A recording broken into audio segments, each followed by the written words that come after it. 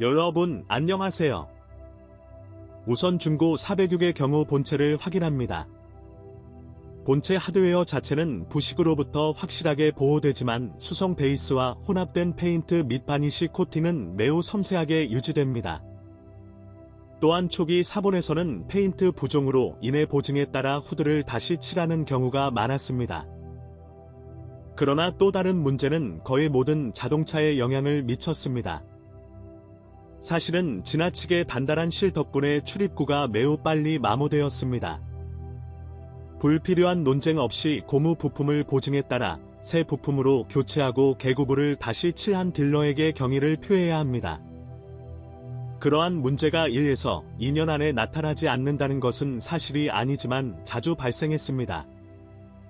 이 결함에 대해 알고 있는 공식 딜러는 2014년부터 이미 이러한 영역을 장갑 필름으로 덮을 것을 제안하기 시작했습니다. 이 조치는 실제로 문제를 해결했고 2017년부터 모든 406에 더 부드러운 도어 실이 장착되기 시작했습니다. 겨울에는 도어 잠금 장치도 종종 얼었고 대부분 후면 잠금 장치가 얼었습니다.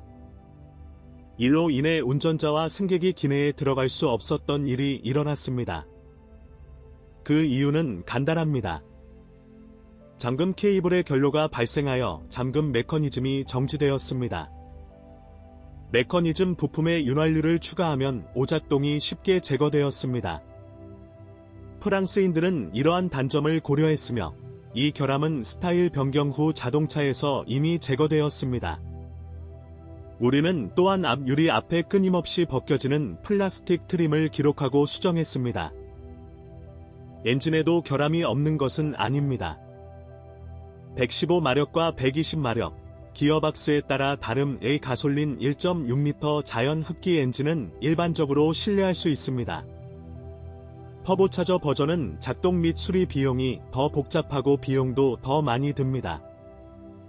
당시 터보 엔진의 주요 문제점은 가스 분배 메커니즘 구동의 가장 강력한 체인이 아니었습니다. 이니 5만에서 8만 킬로미터로 늘어났습니다. 더욱이 품질이 낮은 텐셔너는 체인 수명을 단축시키는 데 도움이 되었습니다. 보증에 따라 결함이 있는 부품을 교체해 준 것이 좋습니다. 때로는 두세 번도요. 2015년부터 전체 메커니즘이 현대화되어 불만 사항이 감소했습니다.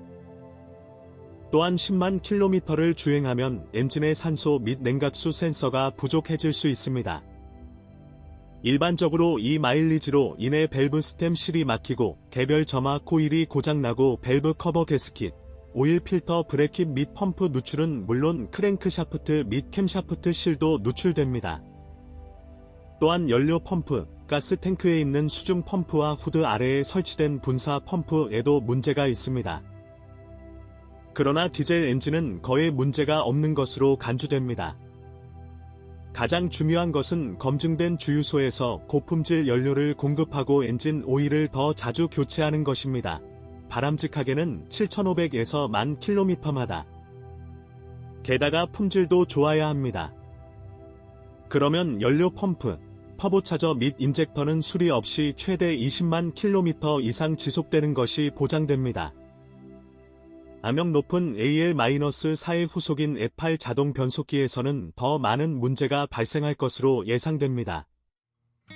여러 번 현대화되고 개선되었음에도 불구하고 150에서 18만 킬로미터 이상을 견디는 경우는 거의 없습니다. 그런 다음 수리 말하십시오. 다행히 상대적으로 저렴합니다.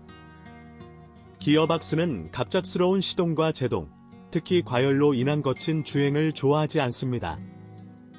따라서 교통체증으로 인해 정확하게 실패하는 경우가 많습니다. 그런데 마지막 수정 중에 자동 변속기 크랭크 케이스에 추가 열 교환기가 설치되어 과도한 열을 제거했습니다. 이러한 모든 조치가 원하는 효과를 얻지 못했다는 점을 인정해야 합니다. 따라서 2017년 스타일을 변경한 후 푸조 무기고에는 아이전의 최신 6단 자동 변속기만 남았습니다. 이 장치는 최고의 측면을 보여주었습니다. 이에 대한 불만은 거의 없습니다. 두 수동 변속기 모두에 대한 불만도 없습니다. 참고로 가솔린 엔진에는 5단 수동 변속기와 6단 자동 변속기가 조합되는 반면 디젤 엔진에는 6단 수동 변속기만 장착된다. 정기적으로 오일을 교체하는 것을 잊지 않으면 이러한 장치의 내부 장은 오랫동안 문제를 일으키지 않습니다. 사실 수동 변속기의 수명이 다하기 전에도 기어 레버 연결 장치를 수리해야 합니다. 수리 키트 비용은 설치 작업과 마찬가지로 1페니입니다. 중고 406 구입 시 등속 조인트 상태를 확인해보세요. 이렇게 하려면 바퀴를 끝까지 돌리고 운전을 시작하십시오.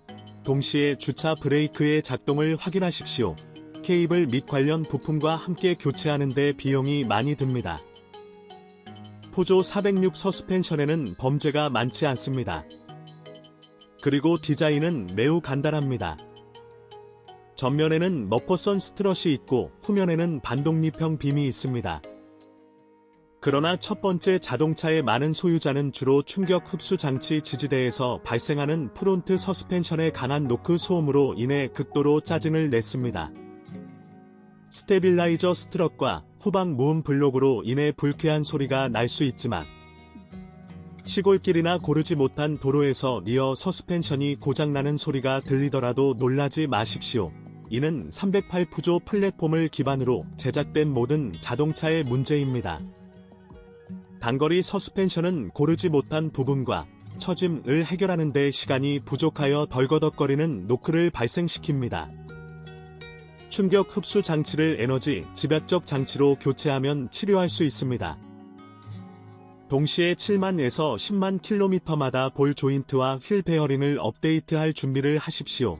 서스펜션의 소모품은 2만 5천에서 5만 킬로미터 지속되는 스트럿 및 스테빌라이저 부싱으로 간주됩니다.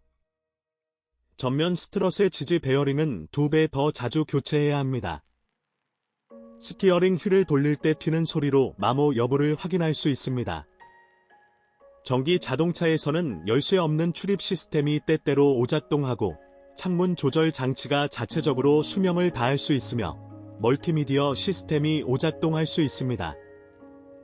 이러한 배경에서 외부 및 내부 조명 전구가 자주 소진되는 것은 사소한 일입니다. 그러나 중고 푸조 406은 대부분의 동급생에 비해 신뢰성이 크게 떨어지지 않습니다. 물론 그에게도 문제가 없는 것은 아닙니다.